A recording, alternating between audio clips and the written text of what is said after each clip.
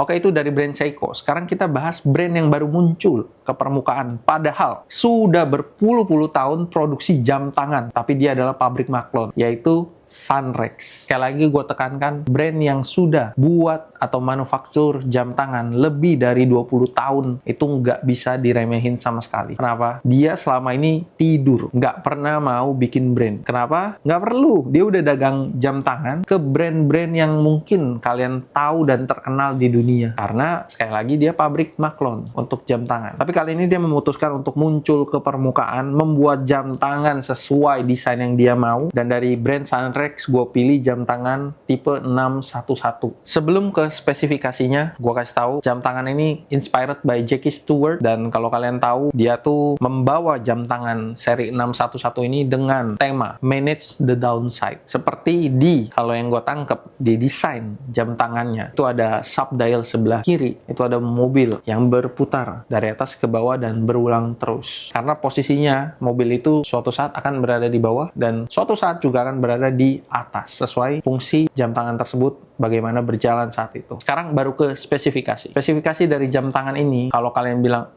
jam tangan baterai aja paling, maklon bisa apa gitu. Di sini enggak. Sunrex pecahin itu semua pemikiran orang-orang yang bilang, jam tangan baru nih, paling bikin di China, ya kan? Mesin, ya Jepang-Jepangan aja lah. Yang penting Jepang. Mau Jepang palsu, Jepang asli, tulis aja Jepang. Harga, yang penting manufacture cost-nya murah. Dibantah itu semua sekali lagi sama si Sunrex ini. Sekali lagi Sunrex ini yang buat jam tangan yang ada di dunia sama micro brand yang ada, dan mungkin kalian sudah tahu brand buatan Sunrex tapi kalian belum tahu itu Sunrex yang buat. Speknya, mesin jam tangan ini seri 611 pakai Epson. Gue tahu dari kalian pasti udah kayak, ya cuman Epson, tapi mesin Epson jam tangan ini dia pakai mesin yang menggunakan teknologi light powered self charge, dimana artinya jam tangan ini akan mengisi baterainya bukan UV, bukan solar panel. Dia bilang light power. Ingat, di lampu seperti ini pun, atau lampu rumah kalian pun, dia bisa charge baterainya. Dan sekalinya full charge, dia bertahan sampai 5 bulan. Pastinya di bawah UV lebih kuat gitu, karena indeks lightnya lebih tinggi. Tapi kalau ibaratnya di lampu sorot seperti di atas ini, indeks lightnya juga sama tingginya, walaupun jauh dari matahari, tapi sudah lebih dari cukup untuk charge baterai jam tangan ini. Itulah mesin Epson yang beneran mesin Epson. Karena kalau kalian tahu mesin Epson tuh banyak banget teknologinya di luar sana, tapi banyak juga brand yang tidak mau pakai dengan alasan tekan cost produksi. Itu gue buka. Itu baru dari movementnya, belum dari kacanya. Kaca jam ini pakai Sapphire Crystal Dome, dimana buat Sapphire Crystal Dome itu costnya lumayan tinggi. Kalau gagal, permukaannya tidak akan clear, dan plus sudah anti reflektif seperti jam-jam kalian betul Swiss made. Dan sekali lagi, Sunrex bukan tekan kualitas dari Sapphire Crystal-nya, tapi dia pakai yang museum grade kristal. Selanjutnya, movement sudah, kaca sudah, case dan bezel. Case material. Case material kita nggak usah banyak debat, banyak komen. Kalian lihat sendiri finishing case-nya udah ngerti seberapa tinggi purity dari case materialnya. Yang mau gue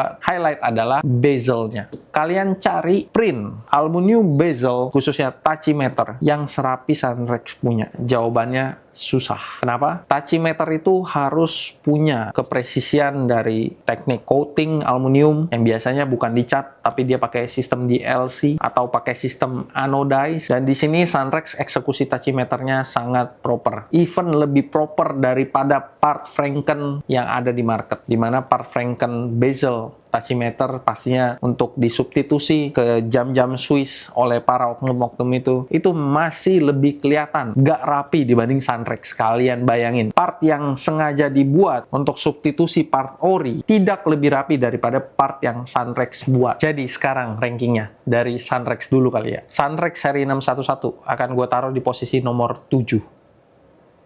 Sekarang cuma sisa posisi 1, 2, dan nomor 8. Seiko SKX 007 akan gue taruh di posisi nomor 8. Ya, mungkin dari kalian akan bilang kayak, kenapa di bawah Sunrex? Tapi setelah gue jelasin tadi, Harusnya kalian udah sadar kenapa Sunrex di atas Seiko. Sekarang rankingnya cuman tersisa nomor 1 dan nomor 2 saja. Dan recap untuk ranking top 10 yang ada saat ini. Di nomor 3 ada Vario Basculan, di nomor 4 ada Tag Heuer 3000, di nomor 5 ada Hamilton Kaki Military Watch, di nomor 6 ada Tissot PRX, di nomor 7 ada Sunrex 611, di nomor 8 ada Seiko SKX, di nomor 9 ada Omega X Watch, di nomor 10 ada Citizen Anadigi Temperature seri Star Wars. Nextnya di part 5, part terakhir ini, gua akan bawa 1 jam dari brand Omega dan 1 jam lagi dari brand Seiko. Sekian, sampai jumpa di part selanjutnya.